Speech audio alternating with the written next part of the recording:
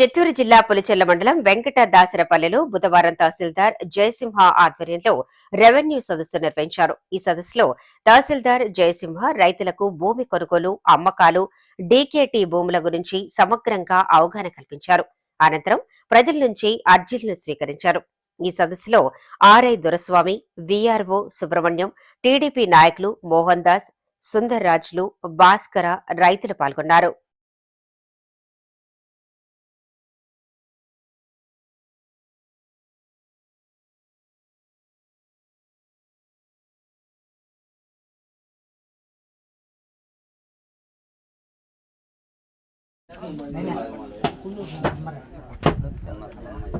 అక్కలే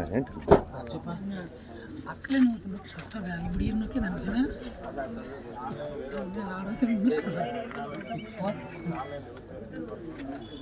hello